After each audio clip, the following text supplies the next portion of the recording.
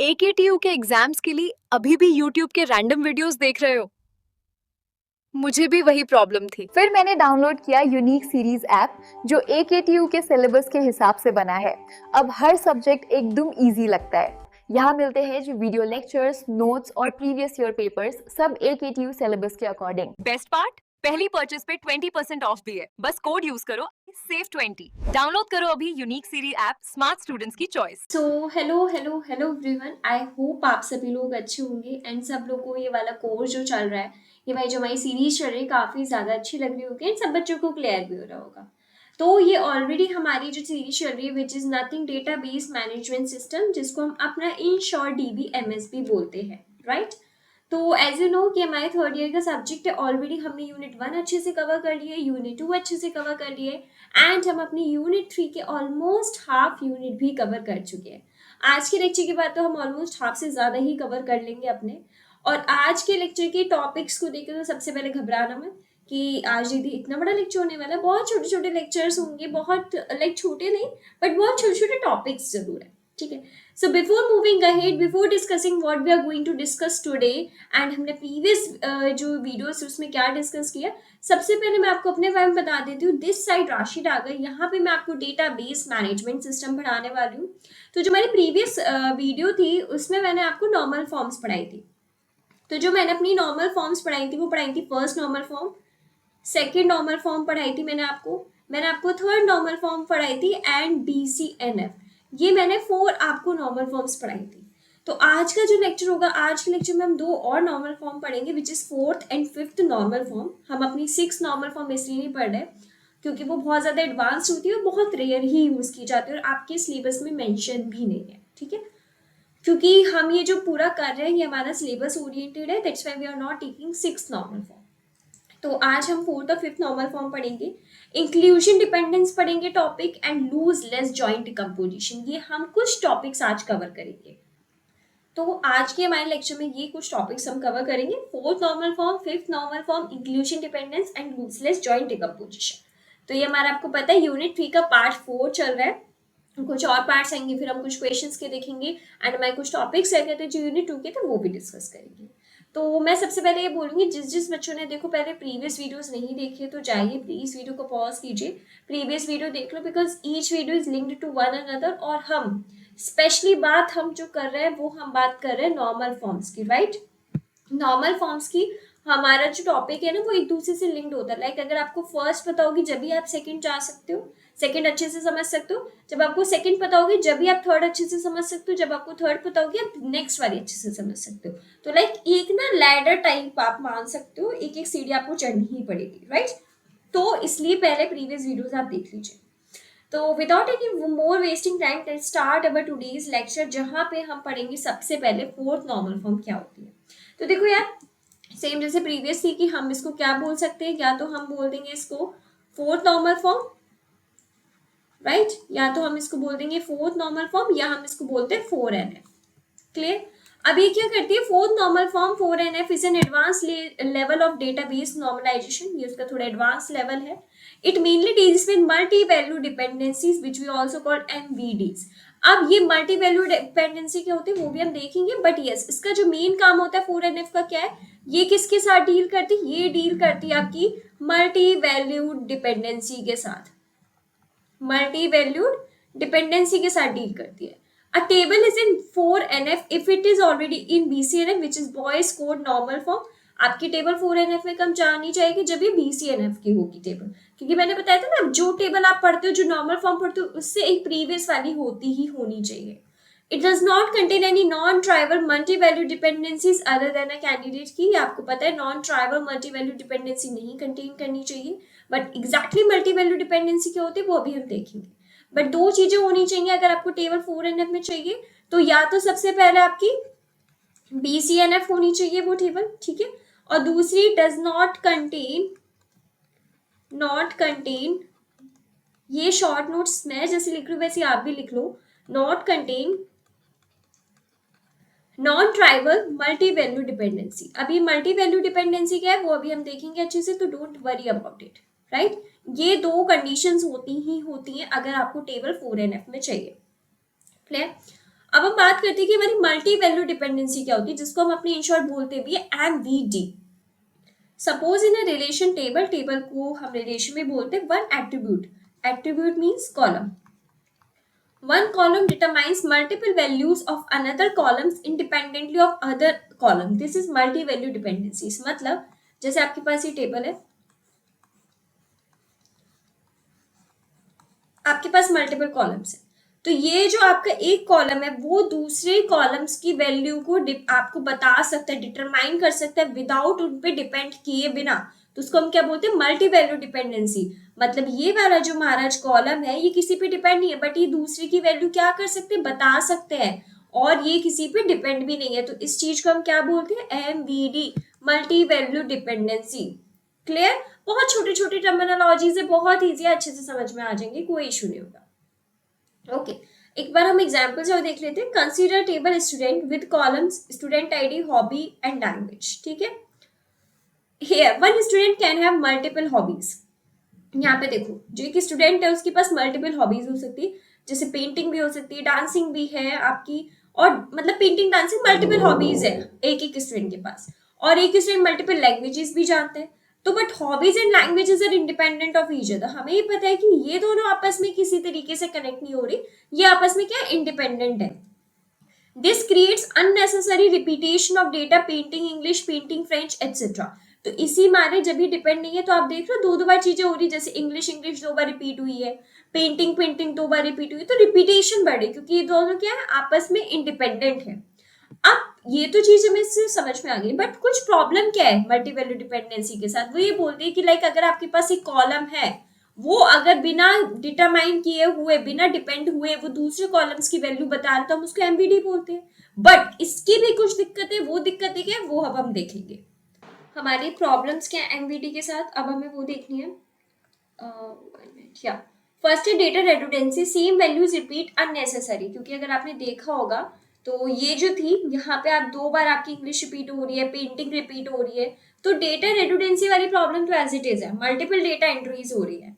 Update anomalies, if we have to add और remove a hobby और language, many rows must be updated. क्योंकि आपकी एक बात बताओ, जब आपकी रेडुडेंसी ज्यादा है तो अगर आप कुछ भी चेंज करोगे तो हर जगह चेंज करना है आपको। Insertion anomalies, if we don't yet know a student's language but know the hobby, we can't insert properly. अगर आपको स्टूडेंट की लैंग्वेज नहीं पता है बट हॉबी पता है तो भी आप अच्छे से इंसर्ट नहीं कर सकते हो। Deletion normally removing one row में अनइंटेंशन रिमूव यूजफुल इन्फॉर्मेशन। अगर आपने जैसे फॉर एग्जांपल डांसिंग हटाई, क्या पता आपकी वो उसकी लैंग्वेज भी डिलीट हो जाए, तो डिलीशन एनॉर्मली भी है यहाँ पे। तो ये कुछ प्रॉब्लम्स है जो मल्टी वैल्यू डिपेंडेंसी के साथ है, क्योंकि क्या है, ये आपस में क्या कर रही, डिपेंडेंट तो नहीं है बट डिटरमाइन जरूर कर रही है दूसरे की वैल्यू, दैट्स द प्रॉब्लम। तो हमारा 4NF कहता क्या है, अगर ये चीज है तो हमें पता है ऑफकोर्स यहाँ पे स्प्लिटिंग होगी, हर टाइम स्प्लिटिंग होती है, बट किस तरीके से स्प्लिटिंग होगी वो मैटर करता है। तो अब हमारा 4NF क्या कहता है, to solve this in 4NF we split the relation such that each relation contains only one multi valued fact about an entity. इस तरीके से करेंगे कि वो जो जब ऐसे स्प्लिट हो तो 2 टेबल्स बनेंगी, तो एक टेबल एक के बारे में बता रहा हूँ एंड दूसरे टेबल दूसरे के बारे में बता रहा हूँ, कंफ्यूजन पैदा नहीं हो रही हो, ऐसे तरीके से हमें स्प्लिट करना है।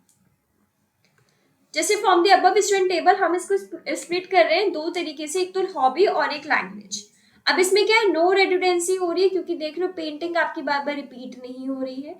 नो एनॉमलीज, अब आप एंटर करोगे कुछ दिक्कत नहीं होगी। दोनों की टेबल्स आपकी क्या है, 4NF में। आपने एक बार पेंटिंग लिखी, एक बार डांसिंग लिखी, देखो आपने देखा कि फर्स्ट की पेंटिंग है और फर्स्ट की क्या है, डांसिंग, तो आपने दोनों की फर्स्ट की पेंटिंग कर दी और फर्स्ट की डांसिंग कर दी, तो क्या हो गया, आपके यहाँ पे इंसर्शन चीजें आसानी से हो जाएगी। तो ये आपका क्या है, ये आपका 4NF में कन्वर्जन होता है इस तरीके से। आई होप आपका 4NF क्लियर हो गया होगा, कोई डाउट नहीं होगा, बहुत छोटी सी चीज है, बस हमेशा याद रखना है 4NF आपको किस चीज को सबसे ज्यादा ध्यान देता है, वो है आपकी multi valued dependency. Multi valued dependency पे ज्यादा ध्यान देते हैं। Clear?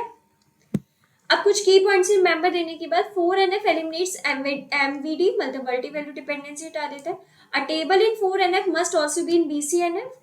Each table should represent one independent fact about an entity. हर जो टेबल होगी उसमें एक आपका इंडिपेंडेंट फैक्ट हो रहा होगा, रिप्रेजेंट इस तरीके से या बोलूं एक के बारे में ही वो आपको इन्फॉर्मेशन दे रही है। Splitting the table ensure data integrity and efficiency, इस तरीके से डेटा को हमें स्प्लिट करना है टेबल को कि उसमें इंटीग्रिटी मेंटेन रहे, मतलब रेडुडेंसी वाली चीज ना हो, मल्टीपल एंट्रीज वाली चीज ना हो, वो चीज। तो क्लियर 4NF। रुको ज़रा, अगर आपको ये सीरीज़ पसंद आ रही है तो जल्दी से जाइए यूनिक सीरीज़ का ऐप डाउनलोड करिए, लिंक आपको डिस्क्रिप्शन में मिल जाएगा।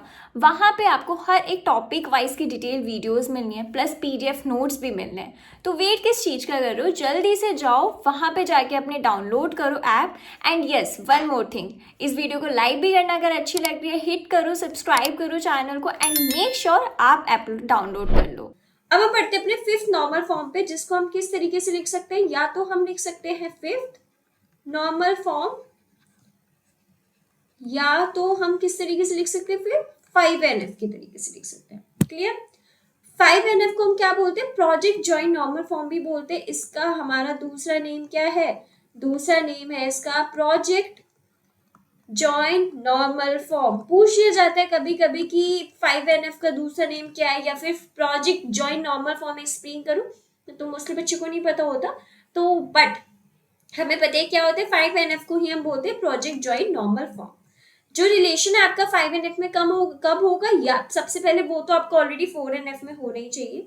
It has no joint dependency other than the candidate key, इसमें क्या होना चाहिए, नो जॉइंट डिपेंडेंसी, कोई जॉइंट डिपेंडेंसी नहीं होनी चाहिए। अब ये कैसे होगी चीज, अब जॉइंट डिपेंडेंसी पहले होती क्या है, जैसे हमने 4NF में देखा कि नो मल्टी वैल्यू डिपेंडेंसी, तो हमने देखा था कि मल्टी वैल्यू डिपेंडेंसी क्या होती है पहले।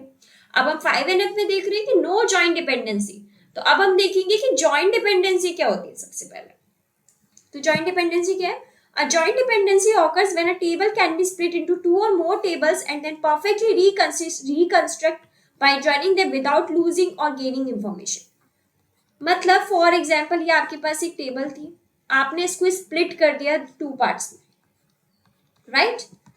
आगे चल के अगर मैं इसको रिकंस्ट्रक्ट करना चाहूं, तो अगर ये मेरी एज इट इज रिकंस्ट्रक्ट हो जाए विदाउट लूजिंग इंफॉर्मेशन और गेनिंग इंफॉर्मेशन, बिना इन्फो को लूज किए हुए और बिना इन्फो को गेन किए हुए, अगर मेरी स्प्लिट होने के बाद दोबारा रिकंस्ट्रक्ट में सेम हो जाए, तो हम उसको क्या बोलते हैं, जॉइंट डिपेंडेंसी बोलते हैं। फॉर एग्जाम्पल लाइक मेरे पास ऐसा कुछ सच तो नहीं है, like I have one this diary, ठीक है, दिख रहा होगा, ये मेरी एक टेबल है। अगर मैं इसको 2 में स्प्लिट कर दूं, फिर अगर मैं इसको वापस जोड़ू, अगर ये एज इट इज इस फॉर्म में आ जाए, तो वो क्या है आपकी कुछ भी नहीं, जॉइंट डिपेंडेंसी है। क्लियर हुआ कि नहीं हुआ, वो क्या होती है आपकी joint dependency. If a relation is a joint dependency that is not implied by the candidate की, दैट इट वायलेट्स 5NF। अगर आपकी रिलेशन जॉइंट डिपेंडेंसी है और वो इम्प्लाइड आपके अदर देन, इसमें लिखा है ना, it has no joint dependency other than the candidate key, और इसमें कोई कैंडिडेट कीज नहीं है, तो वो क्या कर रही है, वायलेट कर रही है 5NF के रूल को। क्योंकि यहाँ पे साफ साफ पता है कि 5NF के रूल में क्या होना चाहिए, अगर वो चीज फॉलो नहीं हो रही है तो वो क्या कर रही है, 5NF के रूल को वायलेट कर रही है। एक बार हम इसको एग्जाम्पल से देख भी लेंगे, बट सबसे पहले हम देखेंगे कि हमें 5NF की जरूरत क्यों पड़ी, क्योंकि मोस्ट एडवांस्ड वर्जन है, हमें क्यों जरूरत पड़ी पहले हम वो देखेंगे। Sometimes even after removing multi value dependency जो 4NF में होती है, रेडुडेंसी स्टिल एग्जिस्ट, जो हमने देखा था, due to complex relationship among attributes. तो 5NF ensure that the relation is broken down into smallest possible tables without losing data to avoid redundancy। तो हमें जैसे पता है कि हमारा जो 4NF था, मल्टी वैल्यू डिपेंडेंसीज हम उसमें हटा रहे थे, बट हमारी स्टिल क्या थी, रेडुडेंसी रह रही थी, क्योंकि वहां पे कुछ कॉम्प्लेक्स हमारे रिलेशनशिप्स थे जो कॉलम्स में आ रहे थे। बट 5NF ये इंश्योर करता है कि जो आपका जो टेबल है हम उसको छोटे छोटे पार्ट्स में डिवाइड कर दे, जिससे आपका डेटा कोई लॉस ना हो, बट रेडुडेंसी भी चली जाए। जैसे आपने देखा था प्रीवियस में, हमने क्या करा, जो टेबल है आपकी इसमें छोटे पार्ट्स में डिवाइड कर दिया विदाउट लूजिंग और द गेनिंग इंफॉर्मेशन। अब आपको इस पार्ट में डिवाइड कर दिया, बाद में अगर उसको रिकंस्ट्रक्ट करना चाहो तो वो भी एज इट इज हो गया, जिससे क्या हो गया, आपकी जो चीजें थी, रेडुडेंसी थी, वो कम हो जाए। बस एग्जाम्पल से समझते हैं। जैसे आपकी टेबल है कोर्स एलोकेशन की, टीचर टेक्स्ट बुक। अब आप देख रहे हो यहाँ पे रेडुडेंसी हो रही है, 2 बार ये चीजें रिपीट हो रही है, बट 5NF को ये चीज हटानी है, तो 5NF क्या करेगा, इस टेबल को स्प्लिट कर देगा 2 पार्ट्स में। अब किस तरीके से, एक तो बना देगा टीचर का और एक बना देगा टेक्स्ट बुक का, राइट, जिससे क्या होगा, आपकी रेडुडेंसी हट जाएगी। अभी हम देखेंगे भी। और यहाँ पे क्या हो रहा है, each course can be taught by multiple teachers, और आपके जो हर एक कोर्स है वो मल्टीपल टीचर्स उसको टॉट करे, जैसे प्रोफेसर ए भी पढ़ा रहा है, प्रोफेसर बी भी पढ़ा रहा है। And each course can have a multiple text books, multiple text book भी है, जैसे बुक 1 हो गई आपकी एंड बुक 2 हो गई, ठीक है, ये वाला factor. But teachers and text book are independent of each other for the course, और ये तो हमें पता है, ये दोनों आपस में क्या है, इंडिपेंडेंट है, इनका कोई मतलब नहीं है। अब इसी का हम क्या उठाएंगे, फायदा उठाएंगे और इसको हम स्प्लिट करेंगे। बट प्रॉब्लम क्या है, unnecessary repetition happens because text book and teachers are being paired unnecessary. वही पता है ना कि जो टीचर्स है और जो टेक्स्ट बुक है वो क्या हो रहा है, मल्टीपल टाइम्स रिपीट हो रहा है, रेडुडेंसी बढ़ रही है। बट हमें तो रेडुडेंसी हटानी है, तो हम क्या करेंगे, हम इसको कैसे 5NF में नॉर्मलाइज करेंगे। हम इसको 3 स्मॉल रिलेशंस में बांट रहे हैं। सबसे पहले कोर्स टीचर, फिर कोर्स टेक्स्ट बुक और फिर टीचर की टेक्स्ट बुक। बाई चांस ऐसी है तो नहीं, बट हो भी सकता है, ठीक है। तो यहाँ पे लिखा भी है, जैसे कोर्स टीचर का तो आपको पता ही है, कोर्स टेक्स्ट बुक का भी पता है, बट टीचर टेक्स्ट बुक का लिखा है only if there is dependency, otherwise not needed. अगर डिपेंडेंसी है, आपस में डिपेंड हो रहे हैं तो ठीक है, वरना कोई जरूरत नहीं है। जैसे टीचर ए और टेक्स्ट बुक का professor A book 1, professor B book 2। अब हमने क्या करा, अभी जॉइन दीज टेबल्स, अगर हम इन तीनों को मिलाएंगे तो हम ओरिजिनल टेबल को रिकंस्ट्रक्ट कर सकते हैं विदाउट रेडुडेंसी। कोई भी रेडुडेंसी नहीं होगी, जो हमारा मेन काम था। तो this decomposition remove join anomalies. तो इस डिकम्पोजिशन क्या कर दिया, जॉइन एनॉमलीज को हटा दिया, कि आपको जब ज्वाइन करोगे तो मल्टीपल चीजें जो रिपीट हो वो वाली चीज हट गई, ठीक है। क्लियर हुआ, 5NF वाला इजी था, कोई टफ नहीं था, ठीक है। बट हाँ, कुछ की पॉइंट्स है जो आपको ध्यान रखने हैं। जैसे 5NF क्या करता है, रिमूव्स कर देता है जॉइंट डिपेंडेंसी की एनॉमली को, जो इसका मेन काम है। It is also known as project joint normal form, इसको हम प्रोजेक्ट जॉइंट नॉर्मल फॉर्म भी बोलते हैं। Ensure data is split into the smallest logical tables yet can be joined back to form the original relation। हम इस तरीके से अपनी टेबल को स्प्लिट करते हैं कि अगर बाद में हमें रिकंस्ट्रक्ट करना हो तो एज इट इज बन जाए। Prevents redundancy cause by unnecessary joints, हम अपनी रेडुडेंसी को कम करते हैं जो फालतू की जो जॉइंट्स की वजह से आ गई है। ये कुछ की पॉइंट्स है जो हमें ध्यान रखने हैं, आई होप आपको याद रहेंगे। अब इन शॉर्ट अगर मैं बोलूं, 4NF क्या कर रहा था, मल्टी वैल्यू डिपेंडेंसी को हटा रहा था, एंड 5NF क्या कर रहा है, जॉइंट डिपेंडेंसी को हटा रहा है। आई होप 5NF तक सबको क्लियर होगा, कोई डाउट नहीं होगा। तो हम लोगों का 5NF तक क्लियर हो गया। अब हम बात करते हैं अपना next topic, what is inclusion dependence. Inclusion dependence क्या होती है, अब हम वो बात करेंगे। इंक्लूजन डिपेंडेंस, जिसको हम ING भी बोलते हैं, अब इसको इंडियन रुपीज वाला ना समझ लीजिएगा, ठीक है। ING is a type of constraint in databases। constraint मतलब rules या फिर regulations। तो आपके डेटाबेसेस में जो इंक्लूजन डिपेंडेंस है, कुछ रूल्स है, कुछ एक रूल का टाइप है। It means that the set of values in one attribute, जितनी भी आपके कॉलम में वैल्यूज होंगी या फिर मल्टीपल कॉलम्स में वैल्यूज होंगी उस टेबल में, must be included in the set of values of another columns or a set of attributes usually in another relation।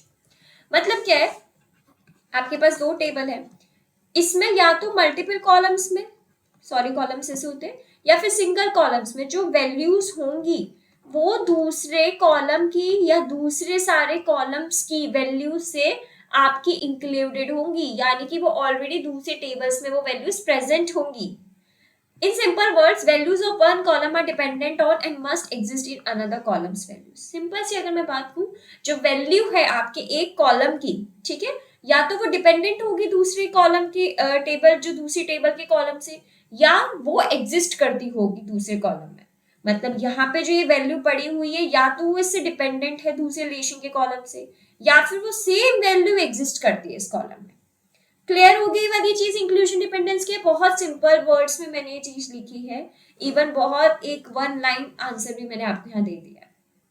Formal definition क्या है, अगर हमारे पास 2 रिलेशंस है, जैसे R टेबल है, एक S टेबल है, ये उसके अंदर के कॉलम्स हैं, देन जो R के अंदर की वैल्यू है वो आपके S के अंदर की जो वैल्यू है वो उसके अंदर होगी। मतलब X एंड Y आपके क्या कॉलम्स हैं, यानी कि जो वैल्यू है कॉलम X में रिलेशन R में must appears values of attributes Y relation S। मतलब ये कॉलम है और ये कॉलम है, तो इस कॉलम में जो वैल्यूज प्रेजेंट है वो डेफिनेटली Y कॉलम के अंदर भी प्रेजेंट होंगी। मतलब बोलते ना, जैसे मैं हूं, है और मेरा भाई है, जो मेरे अंदर खून दौड़ रहा है वो मेरे भाई के अंदर भी खून दौड़ रहा होगा, वही वाली चीज है। आई होप क्लियर हो गया होगा इंक्लूजन डिपेंडेंस क्या है। बहुत आपका छोटा सा टॉपिक है, सारे टॉपिक सब छोटे छोटे से, ज्यादा लेंदी नहीं है, क्लियर हो रहे होंगे, ठीक है। बट यस अगर नहीं क्लियर हो तो आप मुझसे आराम से पूछ सकते हो। एग्जाम्पल देखते हैं, 2 टेबल्स है, एक स्टूडेंट है और एक एनरोलमेंट है, ठीक है। यहाँ पे स्टूडेंट आईडी जो है एनरोलमेंट में must be A subset of student ID in student, क्योंकि दोनों बार यूज हुई है। तो ये जो स्टूडेंट आईडी है ना एनरोलमेंट की, वो पक्का इसकी सबसेट रही होगी। यानी कि अगर मैं बात करूं थर्ड रो की, student ID 103 does not exist in student वाली जो स्टूडेंट आईडी है, तो यहाँ पे क्या हो रहा है, इंक्लूजन डिपेंडेंस वाला जो रूल है वॉयलेट हो रहा है। Inclusion dependence rule is violating है। मैं थोड़ा टेढ़ा लिख देती हूँ बट समझ में आ रहा होगा क्यों हो रहा है, क्योंकि यहाँ पे जो वैल्यू है 103 मैथ्स, वो यहाँ पे वैल्यू नहीं है। और हमेशा ही मैं बोल रही हूँ, अगर 2 टेबल है तो जो इनकी वैल्यूज होंगी वो कहीं ना कहीं या तो इस पे डिपेंड होगी और यहाँ फिर इसमें एग्जिस्ट करती होंगी, बट इसमें तो वो चीज है ही नहीं। तो यहाँ पे इंक्लूजन डिपेंडेंस वाला जो रूल है हमारा वॉयलेट हो रहा है। अब हमारा इंक्लूजन डिपेंडेंस इंपॉर्टेंट क्यों है? It enforces referential integrity. अगर आपने पढ़ा होगा रेफरेंशियल इंटीग्रिटी तो आपको समझ में आ रहा होगा कि जो हम कीज की उससे करते थे वो वाली चीज। Ensures no orphan records like student 103 in environment but not in student table। आपके पास एक जगह एंट्री दूसरी जगह एंट्री ही नहीं है। Maintain data consistency across related tables. Consistency बनी हुई है, हर टेबल में हर एक डेटा अपडेटेड है। It is the basis of foreign की कांस्टेंट। फॉरेन की का कांस्टेंट का बेसिस है, क्योंकि फॉरेन की क्या बोलती है, अगर यहाँ पे जो स्टूडेंट आईडी है वो पहले वाले से कहीं ना कहीं कनेक्टेड होगी, ये हमारी फॉरेन की बोलती है। अगर जिसने सारी कीज पढ़ी होगी उसको आइडिया लग रहा होगा कि मैं किस बारे में बात कर रही हूँ, राइट? ओके, तो हमारे लिए इंक्लूजन डिपेंडेंस क्यों इंपॉर्टेंट है आपको इन पार्ट्स में समझ में आ गया होगा।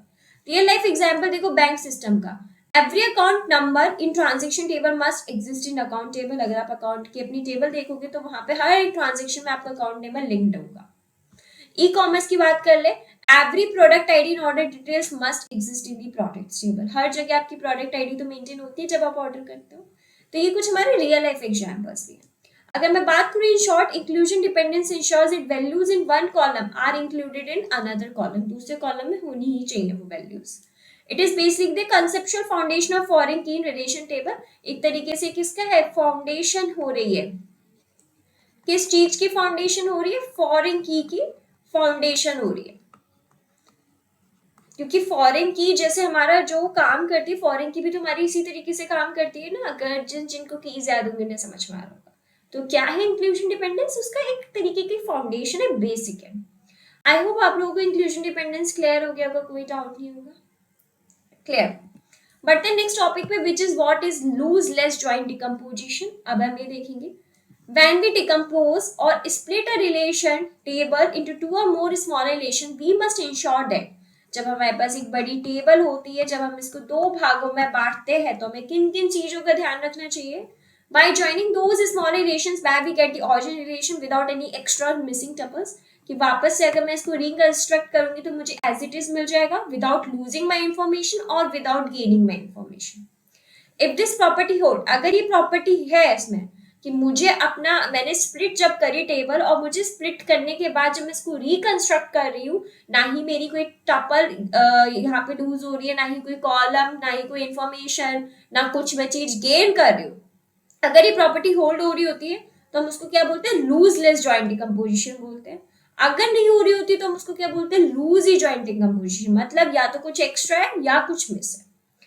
अगर रिकंस्ट्रक्ट के बाद एज इट इज आ रही है, सेम आ रही है, तो हम उसको क्या बोलेंगे, लूज लेस जॉइंट बोलेंगे।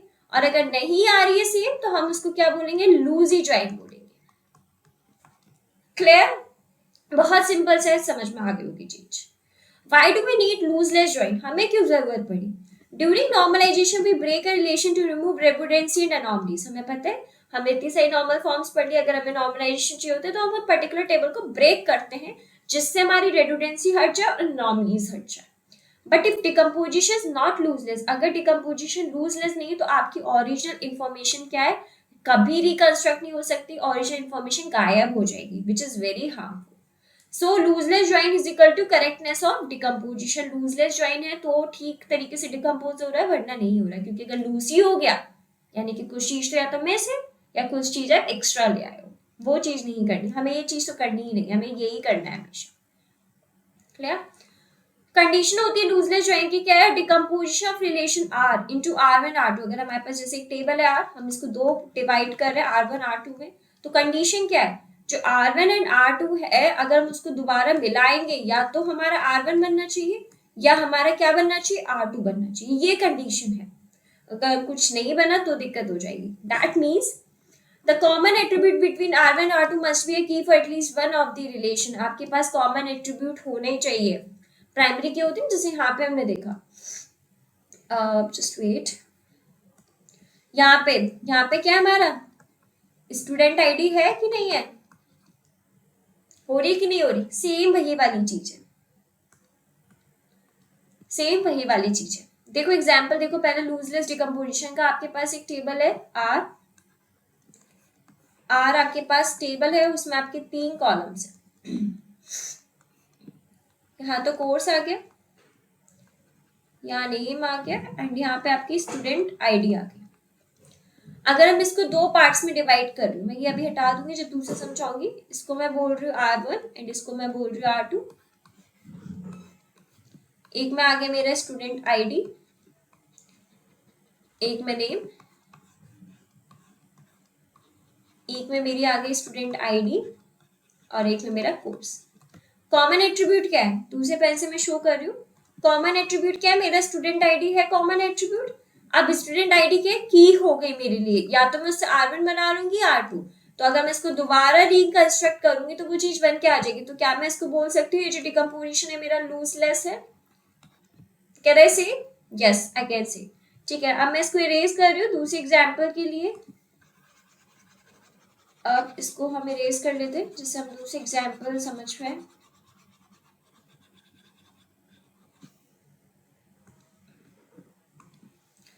अब हमारे पास एक और टेबल है R, जिसमें भी 3 है हमारे पास। एक है हमारी स्टूडेंट आईडी, एक में है कोर्स और एक में है टीचर। अब हम इसको 2 में डिकम्पोज करें, सेम R2 एंड R1 में। तो यहाँ हमारी बन रही है student ID course, and R2 में हमारा बन रहा है कोर्स एंड टीचर। ठीक है, बट नेक्स्ट क्या बोल रहा है? कॉमन एट्रीब्यूट हमारा पता है इधर, यहाँ पे क्या है? कॉमन एट्रीब्यूट हमारा कोर्स है यहाँ पे, right? But course is not a key in either R1 or R2 that leads to the extra tuples when joining. This is called losing.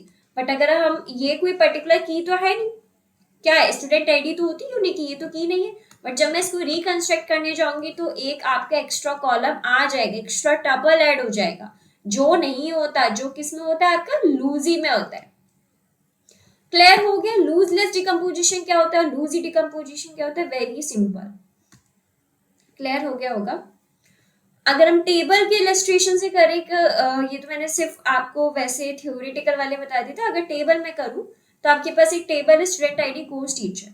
हमने इसको 2 में डिकम्पोज किया, स्टूडेंट आईडी कोर्स में और कोर्स और टीचर में। तो हमें पता है यहाँ पे कॉमन क्या आ रहा है? कॉमन हमारा आ रहा है कोर्स आ रहा है, राइट? तो न्यू ज्वाइन जब हम करेंगे तो आपका क्या आ गया? कोर्स वाली चीज आ गई, ऐड हो गई।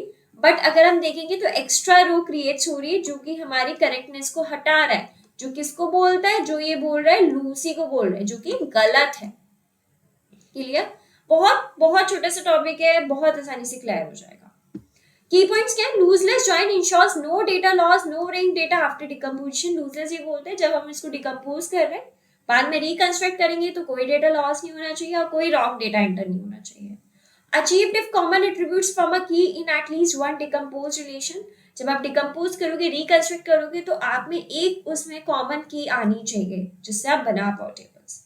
Lossless join is mandatory normalisation, otherwise the design is incorrect. Normalisation में बहुत ज्यादा मैंडेटरी कंपलसरी और ना डिजाइन गलत हो जाएगी।